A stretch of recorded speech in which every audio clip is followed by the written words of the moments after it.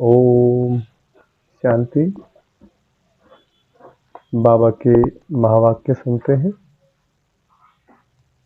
बाबा कहते, मीठे बच्चे, सारी दुनिया में तुम्हारे जैसा पद्मा पदम भाग्यशाली स्टूडेंट कोई नहीं। तुम्हें स्वयं ज्ञान सागर बाप टीचर बनकर पढ़ाते हैं। पर्सन कौन सा शौक सदा बना रहे तो मोह की रगें टूट जाएंगी।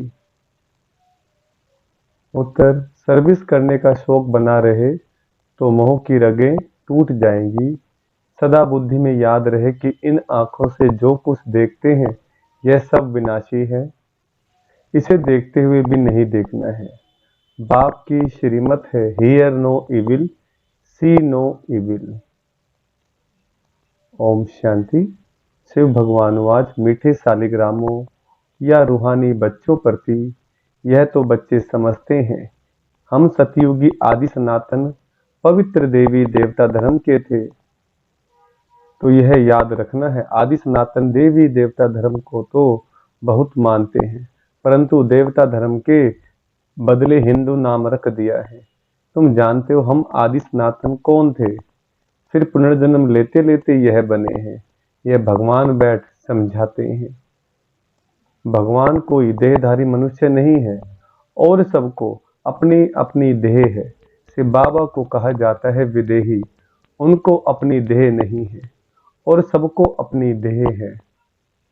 तो अपने को भी ऐसा विदेही समझना कितना मीठा लगता है। हम क्या थे, अब क्या बन रहे हैं। ये ड्रामा कैसा बना हुआ है यह भी तुम अभी समझते हो। यह देवी देवता धर्म ही पवित्र गृहस्थ आश्रम था, अभी आश्रम नहीं है। तुम जानते हो अभी हम आदि सनातन देवी देवता धर्म की स्थापना कर रहे हैं। हिंदू नाम तो अभी रखा है, आदि सनातन हिंदू धर्म तो है नहीं।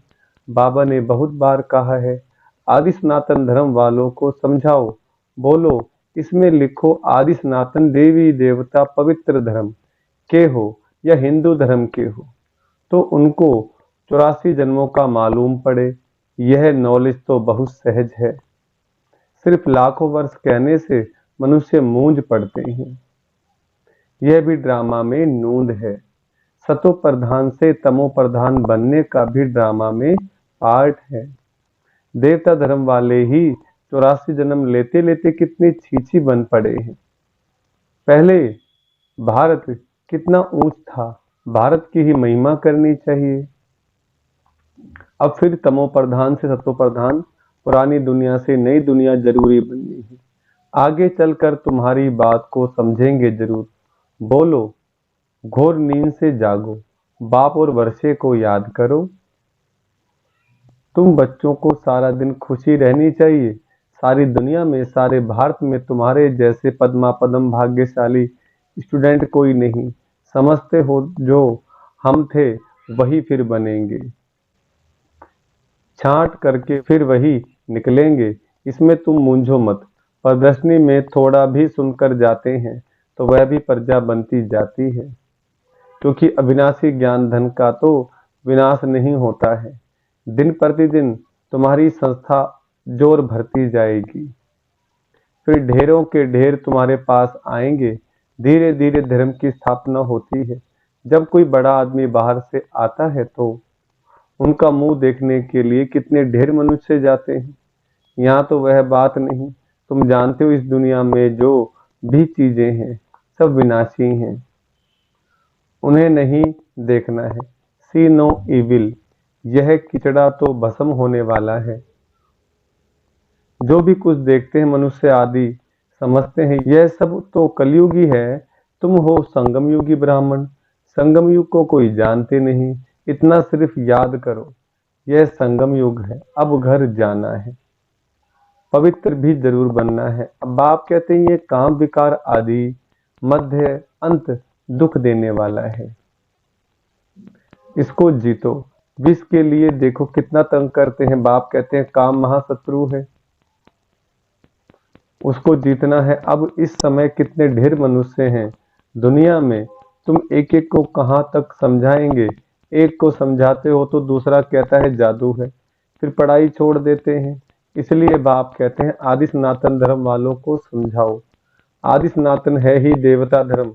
तुम समझाते हो इन लक्ष्मी नारायण ने यह पद कैसे पाया, मनुष्य से देवता कैसे बने।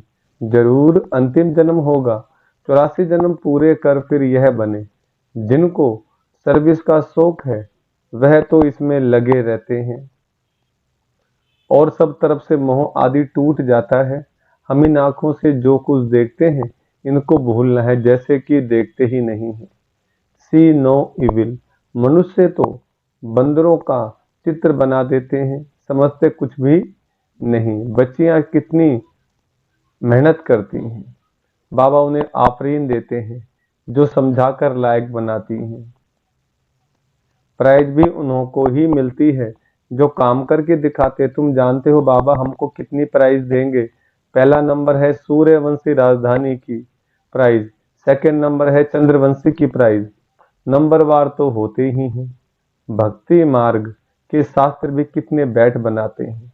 अब आप समझाते इन शास्त्र पढ़ने यज्ञ तप करने से मेरे से कोई मिलता नहीं है। दिन प्रतिदिन कितने पाप आत्मा बनते जाते हैं। पुण्य आत्मा कोई बन ना सके, बाप ही आकर पुण्य आत्मा बनाते हैं। एक है हद का दान पुण्य, दूसरा है बेहद का। भक्ति मार्ग में इनडायरेक्ट ईश्वर अर्थ दान पुण्य करते हैं, परंतु ईश्वर किसको कहा जाता है यह जानते ही नहीं। अभी तुम जानते हो, तुम कहते हो शिव बाबा ही हमको क्या से क्या बनाते हैं। भगवान तो एक ही है, उनको फिर सर्वव्यापी कह दिया है, तो उनको समझाना चाहिए कि यह तुम लोगों ने क्या किया है। तुम्हारे पास आते भी हैं, थोड़ा सुनकर बाहर गए खल्लास, यहाँ की यहाँ रही सब भूल जाता है। तुमको कहते हैं ज्ञान बहुत अच्छा है, हम फिर आएंगे, परंतु मोह की रगें टूटती नहीं है। मोहजीत राजा की कथा कितनी अच्छी है। मोहजीत राजा फर्स्ट क्लास यह लक्ष्मी नारायण है, परंतु मनुष्य समझते ही नहीं। वंडर है, रावण राज्य में सीढ़ी उतरते एकदम नीचे गिर जाते हैं। बच्चों का खेल होता है ना, ऊपर जाकर फिर नीचे गिरते हैं। तुम्हारा भी खेल बहुत सहज है। बाप कहते हैं अच्छी रीति धारण करो, कोई छीछी काम नहीं करो। बाप कहते मैं बीज रूप सच्चित आनंद स्वरूप हूँ, ज्ञान का सागर हूँ। अब ज्ञान का सागर ऊपर बैठा रहेगा क्या, जरूर कभी आकर ज्ञान दिया होगा। ज्ञान क्या चीज है यह भी किसको मालूम नहीं है। अब बाप कहते मैं तुमको पढ़ाने आया हूँ तो रेगुलर पढ़ना चाहिए, एक दिन भी पढ़ाई मिस नहीं करनी चाहिए। कोई ना कोई पॉइंट जरूर अच्छी मिलेगी। मुरली नहीं पढ़ेंगे जरूर पॉइंट्स मिस हो जाएंगी। अथाह पॉइंट्स हैं। यह भी तुमको समझाना है कि तुम भारतवासी आदि सनातन देवी देवता धर्म के थे, अभी कितने ढेर धर्म हैं। फिर हिस्ट्री मस्ट रिपीट। यह चढ़ने और उतरने की सीढ़ी है।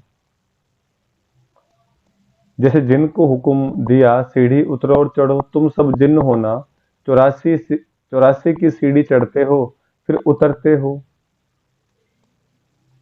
कितने ढेर मनुष्य, हर एक को कितना पार्ट बजाना होता है। बच्चों को तो बड़ा वंडर लगना चाहिए। तुमको बेहद के नाटक की पूरी पहचान मिली है। सारी सृष्टि के आदि मध्य अंत को अभी तुम ही जानते हो, कोई भी मनुष्य नहीं जान सकते हैं। सतयुग में किसके मुख द्वारा कोई भी कुवचन नहीं निकलते हैं। यहाँ तो एक दो को गाली देते रहते हैं। यह विषय वैतरणी नदी रौरव नरक है। ये सभी मनुष्य रौरव नरक में पड़े हैं। यहाँ तो है यथा राजा रानी तथा प्रजा। तुम्हारी विजय होनी है अंत में, जब समझेंगे आदि सनातन देवी देवता धर्म की स्थापना किसने की। यही पहले नंबर की मुख्य बात है जो कोई नहीं जानते हैं। बाप कहते हैं मैं तो हूं ही गरीब नवाज। ये पिछाड़ी को समझेंगे जब टू लेट हो जाते हैं। अब तुमको तीसरा नेत्र मिला है। स्वीट घर और स्वीट राजाई बुद्धि में याद है। बाप कहते हैं अब शांति धाम सुख धाम में जाना है। तुमने जो पाठ बजाया अब बुद्धि में तो आता है ना। और सब मरे पड़े हैं सिवाय तुम ब्राह्मणों के। ब्राह्मण ही खड़े हो जाएंगे, ब्राह्मण ही सो देवता बनते हैं। यह एक धर्म स्थापन हो रहा है, और धर्म कैसे स्थापन होते हैं यह भी बुद्धि में है। समझाने वाला एक बाप है, ऐसे बाप को घड़ी घड़ी याद करना चाहिए। धंधा आदि भले करो, सिर्फ पवित्र बनो। आदि सनातन देवी देवता धर्म पवित्र था, अब फिर पवित्र बनना है। चलते फिरते मुझ बाप को याद करो तो तुम सतो प्रधान बन जाएंगे। ताकत तब आएगी जब सतो प्रधान बनेंगे। सिवाय याद की यात्रा तुम ऊंच से ऊंच पद कभी भी पा नहीं सकते हो। जब सतो प्रधान तक पहुंचेंगे तब ही पाप कटेंगे। यह है योग अग्नि। यह अक्षर गीता के हैं। योग योग कह माथा मारते हैं, विलायत से भी फंसा कर ले आते हैं योग सिखाने के लिए। अब जब तुम्हारी बात कोई समझे, परमात्मा सुप्रीम सोल तो एक ही है, वही आकर सबको सुप्रीम बनाते हैं। एक दिन अखबार वाले ऐसी ऐसी बातें डालेंगे, यह तो बरोबर है, राजयोग सिवाय एक परमपिता परमात्मा के और कोई सिखला ना सके। ऐसी बातें बड़े बड़े अक्षरों में डालनी चाहिए। अच्छा, मीठे मीठे सिखला दे बच्चों प्रति माता पिता बाप दादा का याद प्यार और गुड मॉर्निंग। रूहानी बाप की रूहानी बच्चों को नमस्ते। हम रूहानी बच्चों की रूहानी बाप दादा को नमस्ते। धारणा के लिए मुख्य सार। पहला पॉइंट, सूर्यवंशी राजधानी की प्राइज लेने के लिए बाप दादा की आफरीन लेनी है, सर्विस करके दिखाना है, मोह की रगे तोड़ देनी है। दूसरा, ज्ञान सागर विदेही बाप स्वयं पढ़ने आते हैं, इसलिए रोज पढ़ना है, एक दिन भी पढ़ाई मिस नहीं करनी है। बाप समान विदेही बनने का पुरुषार्थ करना है। वरदान है, अपने प्रैक्टिकल जीवन के प्रूफ द्वारा साइलेंस की शक्ति का आवाज फैलाने वाले विशेष सेवाधारी भव। वरदान का विस्तार, हर एक को साइलेंस की शक्ति का अनुभव कराना यह विशेष सेवा है। जैसे साइंस की पावर नामी ग्रामी है, ऐसे साइलेंस पावर नामी ग्रामी हो जाए। सबके मुख से आवाज निकले कि साइलेंस पावर साइंस से भी ऊंची है, वह दिन भी आना है। साइलेंस के पावर की प्रत्यक्षता अर्थात बाप की प्रत्यक्षता, साइलेंस पावर का प्रैक्टिकल प्रूफ है आप सबकी जीवन।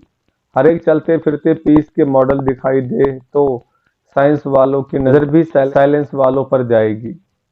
ऐसी सेवा करो तब कहेंगे विशेष सेवाधारी। स्लोगन, सेवा और स्थिति का बैलेंस रखो तो सर्व की ब्लेसिंग मिलती रहेगी। मातेश्वरी जी के अनमोल महावाक्य हैं, गीत नैनहीन को राह दिखाओ प्रभु। अब यह जो मनुष्य गीत गाते हैं, नैनहीन को राह बताओ, तो गोया राह दिखाने वाला एक ही परमात्मा ठहरा। तभी तो परमात्मा को बुलाते हैं, और जिस समय कहते हैं प्रभु राह बताओ, तो जरूर मनुष्यों को राह दिखाने के लिए खुद परमात्मा को निराकार रूप से साकार रूप में अवश्य आना पड़ेगा, तभी तो स्थूल में राह बताएगा। आने बगैर राह तो बता नहीं सकेंगे। अब मनुष्य जो मुझे हुए हैं, उन मुझे हुए को राह चाहिए, इसलिए परमात्मा को कहते हैं नैनहीन को राह बताओ प्रभु। इसको ही फिर खिवैया भी कहा जाता है, जो उस पार अथवा इन 5 तत्वों की जो बनी हुई सृष्टि है, इससे पार कर उस पार अर्थात 5 तत्वों से पार जो छठा तत्व अखंड ज्योति महतत्व है, उसमें ले चलेगा। तो परमात्मा भी जब उस पार से इस पार आवे तभी तो ले चलेगा। तो परमात्मा को भी अपने धाम से आना पड़ता है, तभी तो परमात्मा को खिवैया कहते हैं। वही हम बोट को, आत्मा रूपी नाव को पार ले चलता है। अब जो परमात्मा के साथ योग रखता है उनको साथ ले जाएगा। बाकी जो बच जाएंगे वे धर्मराज की सजाएं खाकर बाद में मुक्त होते हैं। जब सभी मनुष्य अति दुखी होते हैं तो परमात्मा को याद करते हैं, परमात्मा इस कांटों की दुनिया से ले चल फूलों की छाव में। इससे सिद्ध है कि जरूर वो भी कोई दुनिया है। अब यह तो सभी मनुष्य जानते हैं कि अब का जो संसार है वो कांटों से भरा हुआ है, जिस कारण मनुष्य दुख से दुख और अशांति को प्राप्त कर रहे हैं और याद फिर फूलों की दुनिया को करते हैं, तो जरूर वो भी कोई दुनिया होगी जिस दुनिया के संस्कार आत्मा में भरे हुए हैं। अब तो यह तो हम जानते हैं कि दुख अशांति यह सब कर्म बंधन का हिसाब किताब है। राजा से लेकर रंग तक हर एक मनुष्य मात्र इस हिसाब में पूरे जकड़े हुए हैं। इसलिए परमात्मा तो खुद कहता है अब का संसार कलयुग है, तो वो सारा कर्म बंधन का बना हुआ है और आगे का संस्कार सतयुग था जिसको फूलों की दुनिया कहते हैं। अब वो है कर्म बंधन से रहित जीवन मुक्त देवी देवताओं का राज्य, जो अब नहीं है। अब यह जो हम जीवन मुक्त कहते हैं, तो इसका मतलब यह नहीं कि हम कोई देह से मुक्त थे। उन्हों को कोई देह का भान नहीं था, मगर वो देह में होते हुए भी दुख को प्राप्त नहीं करते थे। गोया वहां कोई भी कर्म बंधन का मामला नहीं है। वो जीवन लेते जीवन छोड़ते, वो जीवन लेते जीवन छोड़ते, आदि मध्य अंत सुख को प्राप्त करते थे। तो जीवन मुक्ति का मतलब है जीवन होते कर्मातीत। अब यह सारी दुनिया पांच विकारों में पूरी जकड़ी हुई है, मानो पांच विकारों का पूरा पूरा वास है, परंतु मनुष्य में इतनी ताकत नहीं है जो इन पांच विकारों को जीत सके। तभी परमात्मा खुद आकर हमें पांच भूतों से छुड़ाते हैं और भविष्य प्रारब्ध देवी देवता पद प्राप्त कराते हैं। अच्छा, ओम शांति।